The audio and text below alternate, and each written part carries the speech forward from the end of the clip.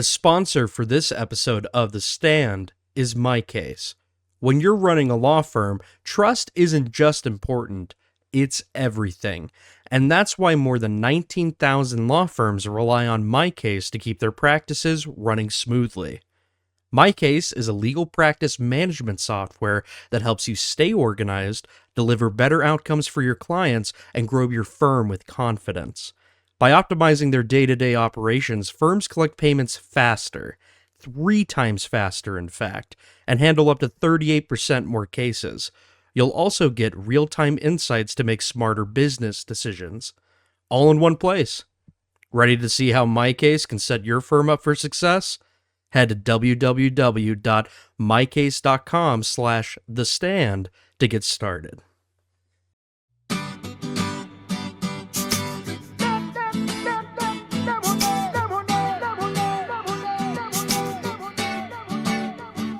Hello, Lemonaders. It's Alan Wilson from GLJ Benefit Consultants, and welcome to another episode of The Stand on the Lemonade for Legal Network, where we discuss essential solutions to modern law firm issues. And today, what a treat. We have with us Correy Johnson from GLJ Financial. Correy, welcome to The Stand. Thanks, Alan. Glad to be here. Better than taking the stand, by the way. Yes. Well, let's try to avoid that at all costs. So Correy, look, you and I work together real close. We've worked together for 20 years. Has it been that long already? Been that long? Yeah. I was 10 and you were just a baby. Yeah, it was, an infant maybe. Yeah.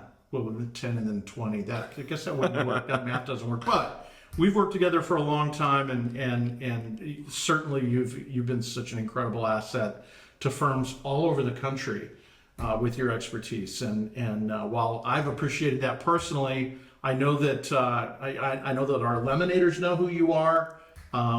You became an official Lemonhead this year at the ALA annual conference when we did our Business Matters session. Yeah, that was my first one. Yeah. So welcome to the podcast. Tell us a little bit about GLJ Financial. GLJ Financial was created actually to service ALA members. That's the Association of Legal Administrators. Most of our Lemonaders, I'm sure, are familiar with the ALA. But to do the fiduciary heavy lifting on retirement plans for law firms and for our clients. And we were part of GLJ Benefits or Gary L. Johnson and Associates to begin with, but for licensing purposes and those types of things, we set up GLJ Financial as its own entity, specifically for the fiduciary standards of practice with regard to retirement plans. Awesome. Well, and what I love about that is when I get those questions from law firms, I get to just come down the hall and bring you to them. So I love having the resource. You've been great. Let's talk about defined benefits and defined benefit plans. I got to tell you, so there are 401k plans, and there are profit sharing plans, and there are SEPs, and there are cash balance plans. There's hybrids. It's the Grinch, right? It's the noise, right? Right. So tell us about what is all that noise out there that is in firms that makes things so confusing? Really, it comes down to, in the defined benefit world, it's almost become a sea of sameness, right? So while there are all these other types of programs and things that are set up, it's really become more of a, hey, we have our 401k plan and we're good to go, right? So SEPs really don't fit in a law firm space. Simple IRAs, they can, but they're restricted in your size. So the 401k really becomes the vehicle that is most commonly looked at. It's really something that a lot of firms have, and they feel like they have the things set up in place and that they're just kind of good to go. So really the noise gets so loud around different things that people's ears kind of turn off a little bit. And they're like, hey, you know what? We have our 401k plan. Nobody's complaining about it. We're good. So, would you say then that an established 401k that's been there for a lot of years that it gets overlooked? Yes. They don't get a whole lot of attention. They're the overall feel for it seems to be, if it ain't broke, don't fix it. Yeah. Okay. Well, I know that we've been into many of those situations together. I guess so. With design, I think there's a fear that comes with, oh my gosh, I don't want to have to go through a new design. When they hear that word design a plan, I think that there's this fear behind designing a plan, or somebody's got, one of the partners has a question about the design of the plan, and either the administrator or the CFO or the COO, because maybe there hasn't been that attention paid to the plan. Right. They can't answer. So how does that come in as a what's the real? I want to try to get to that one issue that seems to be the one that sticks out for designing plans. Right. So for designing plans, it's kind of a two-pronged issue that we face. Part of it is the fiduciary responsibility that comes along with it, right? A lot of times what firms are looking to do is offload that fiduciary responsibility as much as possible, right? I don't want to take liability for somebody else's retirement. I don't want to put myself in a place where if something goes wrong, or heaven forbid, I make a poor choice, I'm going to be financially liable for it. And that's scary. And that is scary. So that's part of it, right? Can I push it off on somebody else? So that's really been the driving force behind a lot of programs today that are kind of 401k in a box, right? I don't want to have to think about it. You take the fiduciary responsibility and just let it go, right? But those 401k in a box, what they end up doing is they put you in a box, right? Where in the actual space, if you're willing to dig in, the flexibility inside of a 401k plan, particularly if you couple it with a profit sharing plan or potentially a cash balance plan, those types of things that you can build out can be of much greater impact to both your attorneys and also to your staff in the long run when they actually come out to retirement. What a lot of people don't understand is, even though it's no longer 401k in a box, you can still hire professionals that take on that fiduciary responsibility for you, so you don't have all that scary stuff still. But you are designing a plan that has been built specifically to the needs of your firm. Okay, so you've got. I think we're really getting to defining this. So the partners, right? They all, partner meetings. There's the mid-year reviews. There's those things that the partners do. But at a partner meeting, something comes up always, and that is, hey, how's our 401k doing? Right? Mm-hmm. So, and can I put more money in it? I don't know how many times I've heard that. Uh-huh. I know that you hear it All the time. every day. So, how do you provide? I think that's that we're getting to it. So, in analyzing that, how do you get to that? A design where there's, I guess you said flexibility, right? Mm-hmm. So there's that flexibility that needs to come with the designing of a plan. Right. So let me paint a picture for you. Okay. So you'll have in your most attorney firms, your established partners, they're 5, maybe 10 years away from retirement. They're looking to jam as much money as they can into their retirement. You'll have your up and coming attorneys who maybe aren't partners quite yet, or they're not equity partners, that they still have a lot of school debt that they're trying to pay off. They have young children at home. They're putting kids through college and all of those different types of things. And they're saying, I would like maybe to put more money in, but I have other responsibilities that I have to take care of first. What happens in your 401k in a box? An attorney is an attorney is an attorney. So what established attorney wants to put in then becomes limited by what the newer attorney can put in, or vice versa, right? So your newer attorney is all of a sudden put in a position where they have to contribute a lot more than they want to, or the established attorney can't contribute as much as they want to. So that's in your 401k in a box world, it becomes a problem. There are solutions for that. Okay, so I've been taking notes. So what do you think about this as the stated issue? How does a firm design a plan that can allow for maximum flexibility in employer contributions? Would you agree with that that's maybe the issue? Yeah. Okay, cool. Then that's what we're going with. to keep it simple, we're definitely, that's what we're going with. And we're going to get to that solution on the other side. So stick around, we'll be right back. Why do 60,000 legal professionals choose MyCase as a partner in their success? Designed specifically for law firms, MyCase offers industry-leading business management software to help you convert leads and get clients onboarded quickly with dynamic online forms.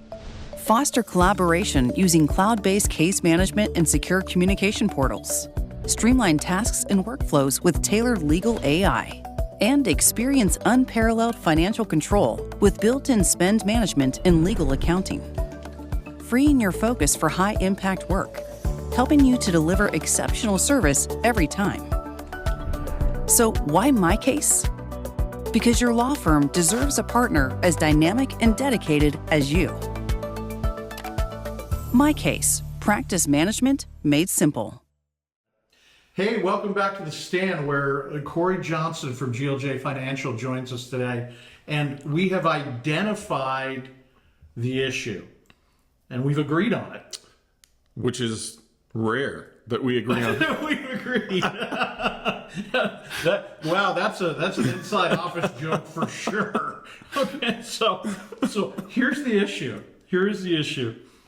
How does a firm design a plan that can allow for maximum flexibility in employer contributions? Okay, so look, you're the expert. This is why you're here, Correy. Tell us. Give us a solution. Gotcha. So it comes in stages, right?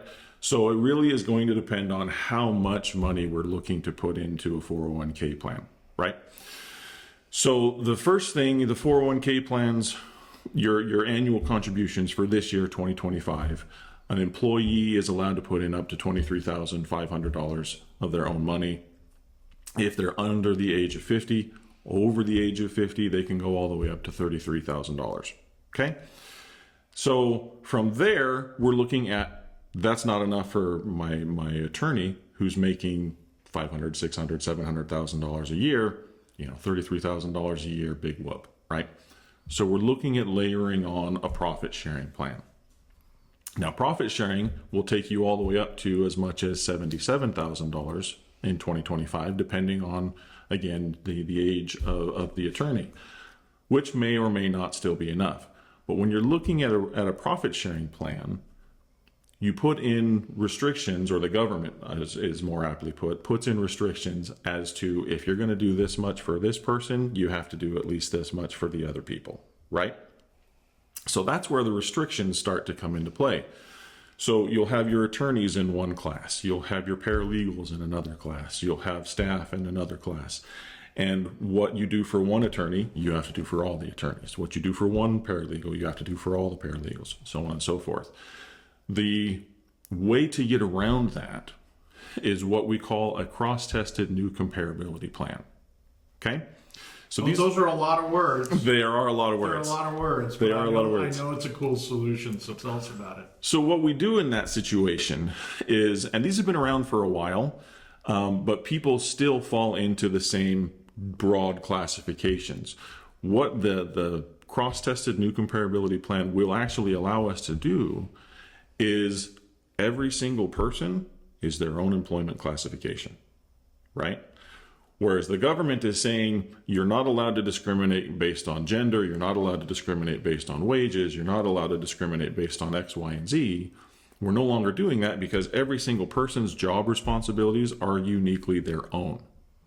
So what happens is you can then say, this year, Attorney A fell in this class, Attorney B fell in this class, Attorney C fell in this class. Next year, Attorney A may fall into the second class, and you can move people from class to class because they are their own employment classes. So that's flexibility.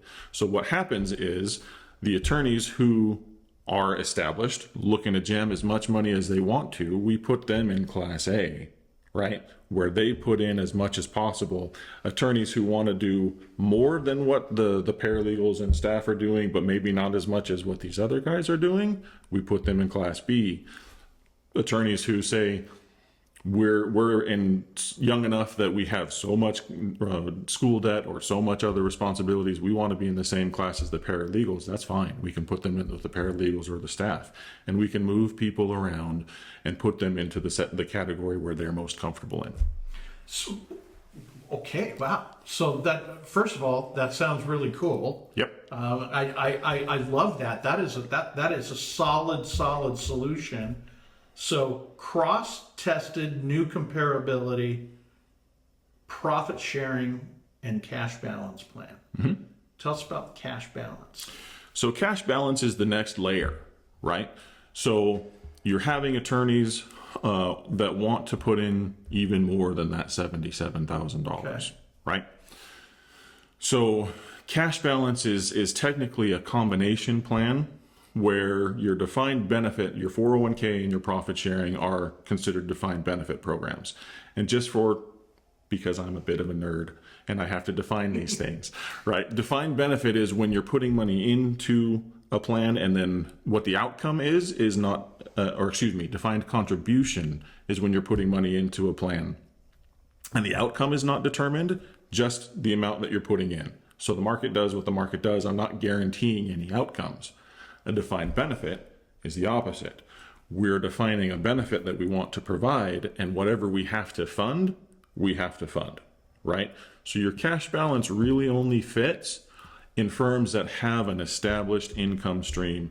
If your income is here one year and there the next year and all over the place, cash balance might not be a right fit for you because you are committing yourself to funding this plan for a longer term, okay? But assuming you have that income stream, you can put away, there's really almost no limit. You can put in $300,000, $400,000, $500,000 per year per person, depending on their age and their income, that you can then set aside for retirement. That becomes a tax advantaged vehicle for the firm. So how does an administrator or how do they test that every year? Who keeps track of that? Because it's like, okay, so I'm going to put you in this category this year, and then you can put more than $77,000. So how does an administrator? What is the ease of administration then? What is that plan of attack? What is that implementation? How does that implementation work? Right. When we're implementing a cross-tested new comparability, that's all going to be on essentially the third-party administrator, the TPA. They're going to be handling that. We can set that up as what we call a 316 fiduciary for that TPA. So the administrator, all they're really doing is saying these people are in this category every year, and then the TPA handles all the calculations on the back end, right? And then just tells them this is what you need to fund for person A, B, C, D, all the way down the line. And then you help them with that because that's how they stay in the C word. Here comes compliance, right? So that's how they're able to stay in compliance with that. What about vesting? How does vesting come into all of that? Your vesting, again, kind of layered. On your profit sharing program, your vesting typically will match your 401k vesting. Okay. It doesn't have to. Okay. But the same rules will apply. So in the 401k world and a profit sharing world, the longest vesting period you're allowed to have is 6 years. Okay. In a cash balance world, if we're going to layer that on top, you can put that all the way out to retirement age. Okay, so when the person, if they leave at age 55, even though they have 15 years of service, they didn't hit retirement age, they're not vested. So that money stays there with the firm. So there's things that happen there, because your cash balance plan, again, I don't think I mentioned this earlier, is fully funded by the firm. There's no employee contributions to a cash balance plan. Great, good information. I love this solution, because it boy, it really does provide that flexibility. And tell me about, how easy is it to do this? To set it up, simple, right? And if you have the right partners working with you, the ongoing is also pretty simple. Okay, if you're trying to run it all yourself in-house, when you have to have an actuary on a cash balance plan, you need to have a good TPA to run both the profit sharing side of things and a cash balance plan. And there are certain plan design issues that you really want to harmonize between the plans, right? For example, a lot of times on the 401k plan, firms are using safe harbor contributions. So we're hopefully familiar with what those are. There's two kinds. If you use the safe harbor matching contribution, that does not count towards your profit sharing or your cash balance. However, if you use the non-discretionary contribution on the safe harbor, that actually counts towards, or can count towards, your cash balance contributions. So when you have that bump against what I do for one, I have to do for others, well, you're doing it in the 401k, so you don't have two different contributions for people, right? So you can really focus on, these are the ones that I want to benefit in the cash balance plan.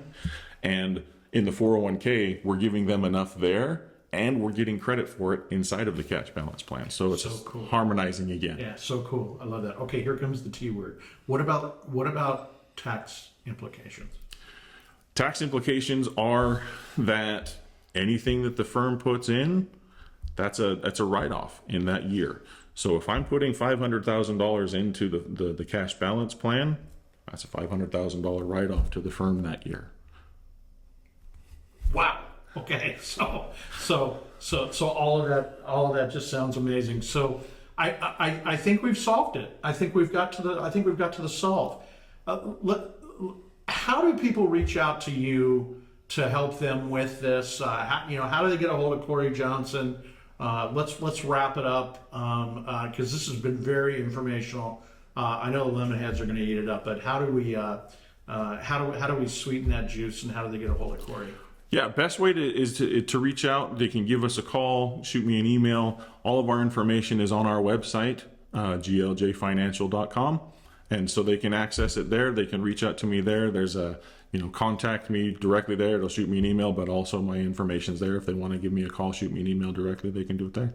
Correy, thanks for being on the stand, man. Hey, no problem at all. Thanks for having me. I'll see you at the office, maybe. Yep. Thanks for joining us on the stand, and we'll see you next time.